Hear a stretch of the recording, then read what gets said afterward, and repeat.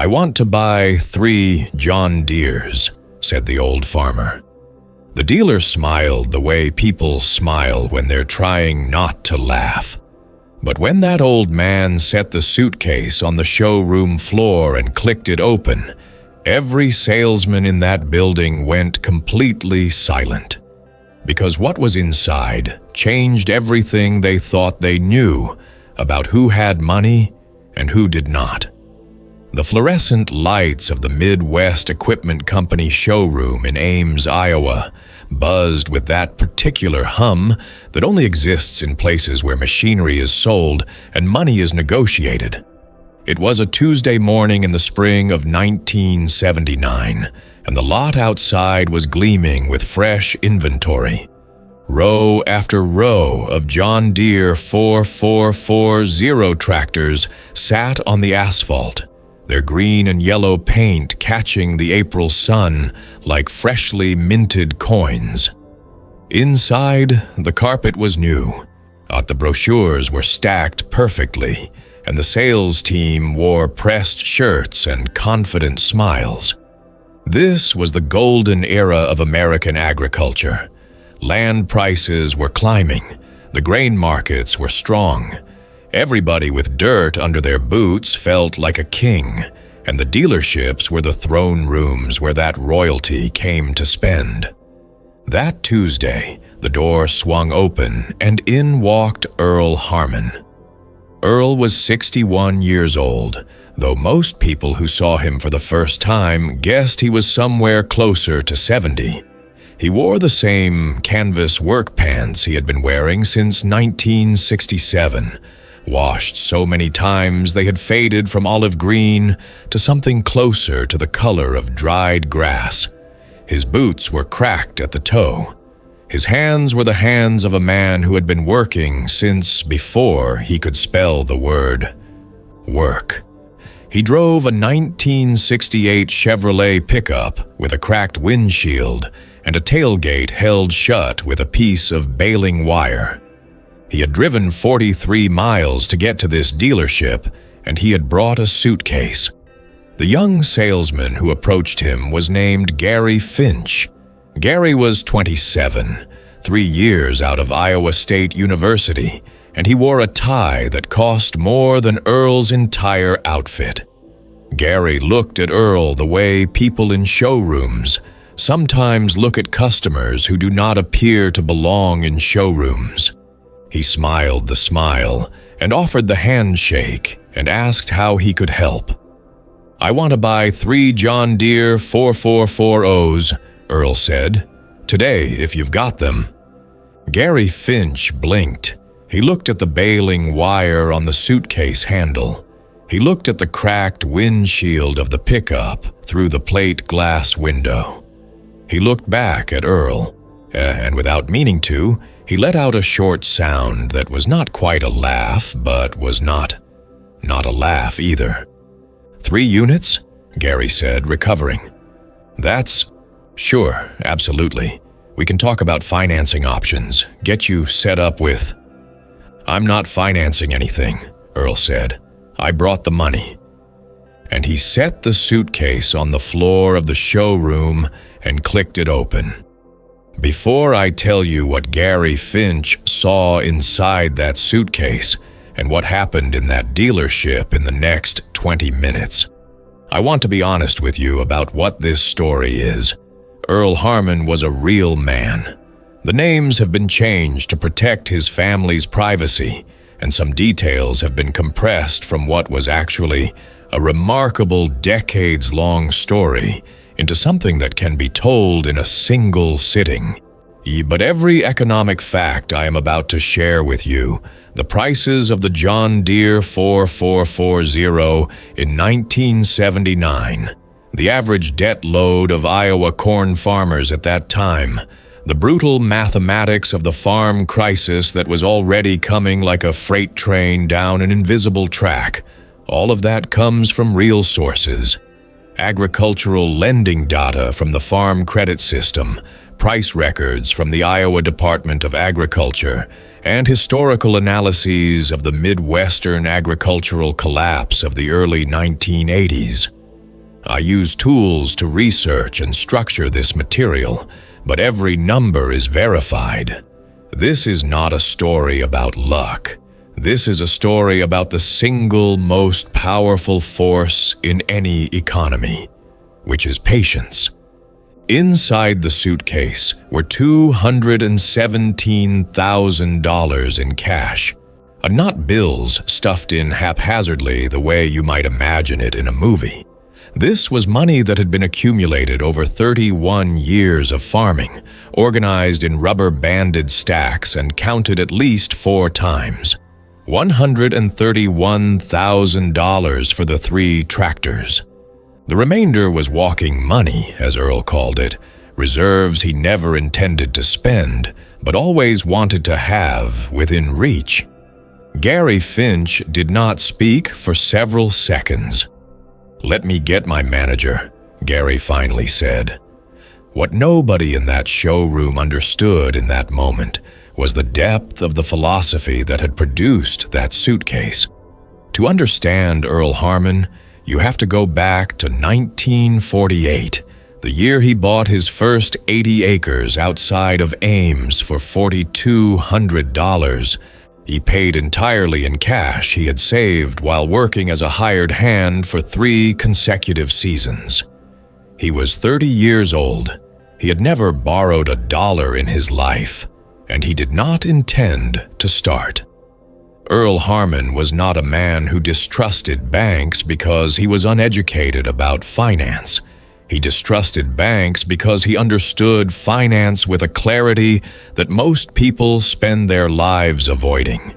He understood that every dollar borrowed is a dollar that works against you before it can ever work for you. He understood that the man who owns his land and equipment outright is immune to a category of catastrophe that destroys otherwise good farmers. The kind of catastrophe where the harvest comes in light, the prices fall soft, and the banker calls on a Tuesday. His neighbors through the 1950s and 1960s thought he was backward. When the federal government began encouraging agricultural expansion through easy credit in the 1970s, when corn prices spiked after the Russian grain deal of 1972 and land values in Iowa tripled in 6 years, the farmers around Earl Harmon leveraged everything they had and borrowed everything they could. They bought equipment on credit. They bought land on credit. They expanded their operations on credit, and their accountants told them this was the smart thing to do, that land always goes up, that grain prices would stay strong, that agriculture was the foundation of everything, and foundations do not collapse. Earl Harmon kept his 80 acres. He kept his old equipment running longer than anyone thought possible. He banked the surplus from every good year, and he ate lean in the bad years, and he did not borrow. By 1979, he owned 412 acres outright. No mortgage, no liens, no payment schedules. He had been growing corn and soybeans for 31 years, and every single cent of profit had either gone back into the land or into that suitcase and others like it in the floor safe beneath his kitchen. His neighbors in those years were operating at what the agricultural economists called high leverage ratios. What that phrase actually means, stripped of its professional polish, is this: they owed more than they owned, and they were betting on tomorrow to pay for today. Earl Harmon was betting on nothing. He already had what he needed. But I want to be honest about something else before we continue. Earl Harmon was not a saint, and he was not a genius. He made errors in his farming. He had seasons where his yields were below average, and his crop selection was not always optimal. What made him different was not brilliance. What made him different was a single decision he made once and never revisited. He would never confuse the appearance of wealth with the reality of it. That distinction sounds simple. It is almost impossibly hard to maintain when your neighbor drives past your driveway in a brand new tractor that is air-conditioned and electronically controlled and costs more than your house, and you are still running a machine that requires you to know how to adjust it with your hands. Do you know that feeling? Have you ever watched someone around you make a purchase you could not justify and wondered for just a moment if they knew something you did not? Write it in the comments. I want to know if you have ever doubted your own discipline because someone else's spending looked like success. The manager of Midwest Equipment Company that day was a man named Dale Kramer. Dale was 54, had been in the implement business for 26 years, and had seen a lot of things. He had not seen this.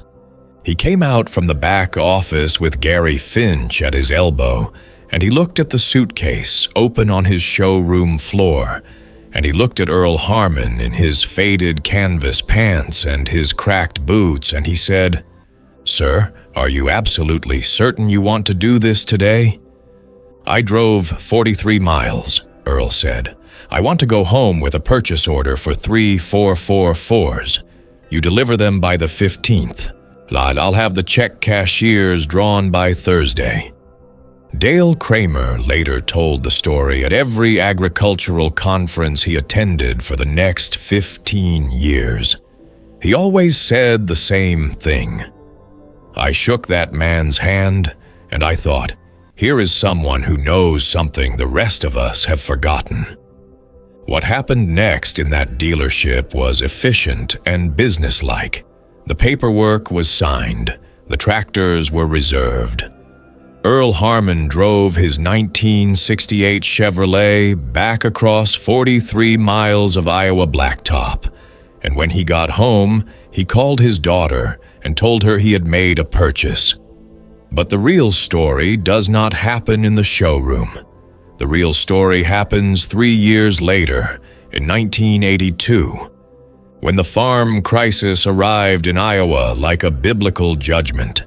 Interest rates in the United States climbed to 21% in 1981.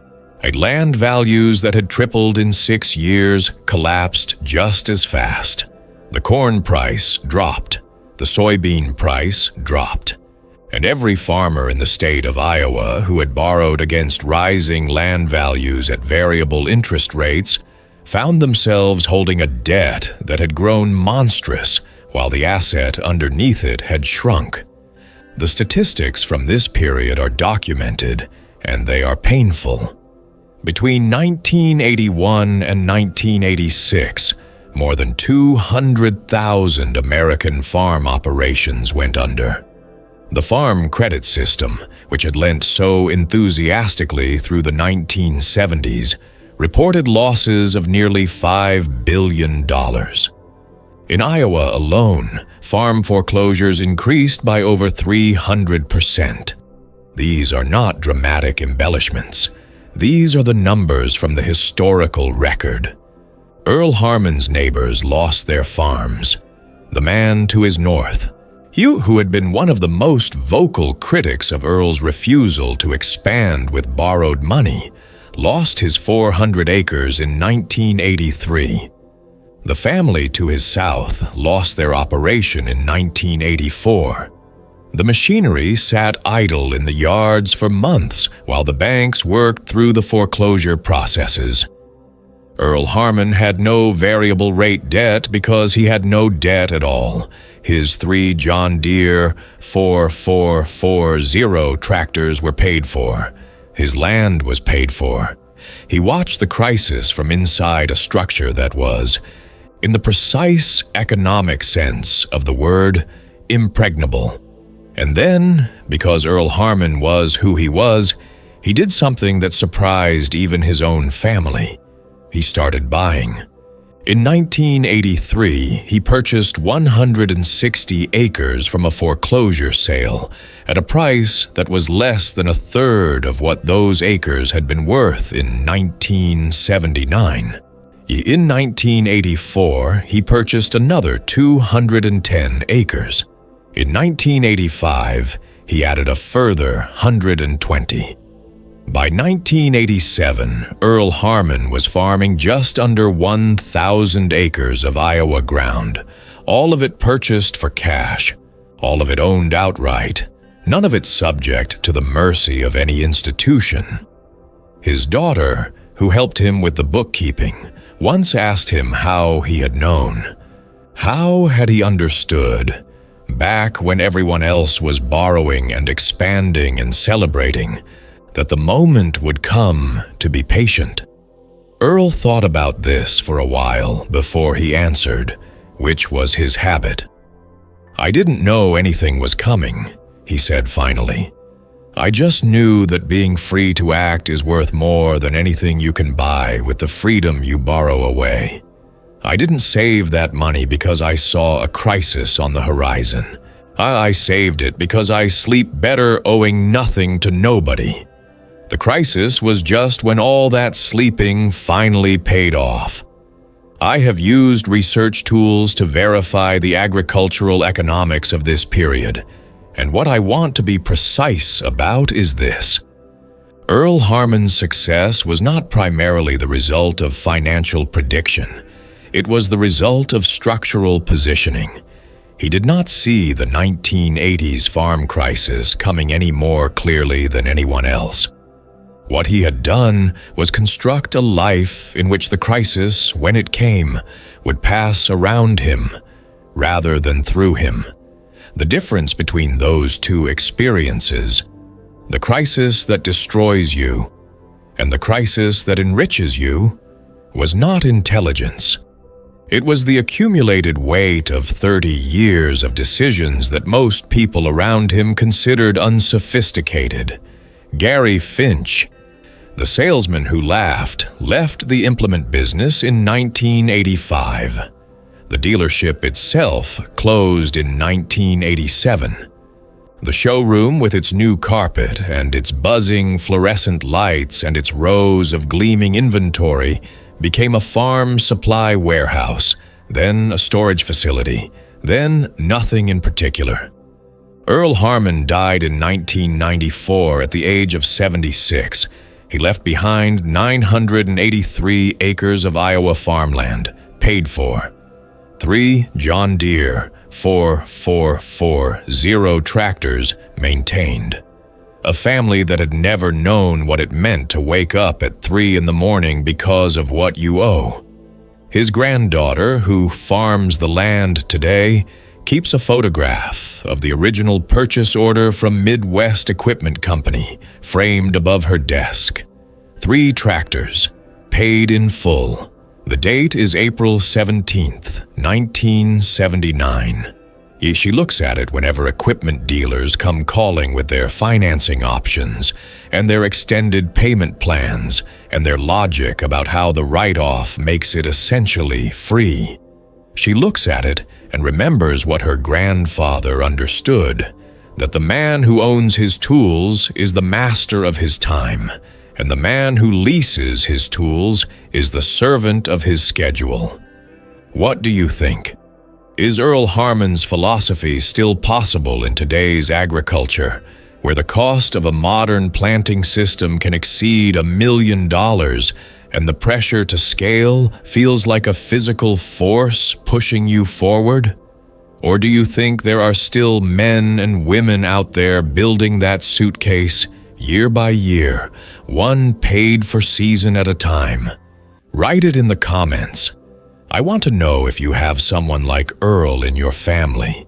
I want to know if you have ever watched a neighbor lose everything while you held on by making the quieter choice. There is a particular kind of wealth that does not photograph well. It does not show up at the county fair with a new truck and a hat that still has the sticker on it. It does not appear in the livestock auction ring or the equipment dealer's quarterly sales report. It is the wealth that sleeps deeply at night, that wakes without dread, that holds its ground during the years when everything around it is tilting and sliding toward the edge. Earl Harmon never considered himself remarkable. He considered himself careful. And in the long, patient arithmetic of a farming life, careful turned out to be the most radical thing a man could be. If this story reached something in you, if you have ever felt the weight of a decision between what looks right and what is right, between the machine that impresses and the machine that endures, then hit that like button right now and subscribe to this channel. We bring you the stories of the people who built their lives on dirt and discipline, the ones history forgets because they never went bankrupt and never made the news. These are the stories that need to be remembered. Subscribe, turn on the notifications, and let us know in the comments whose story you want to hear next.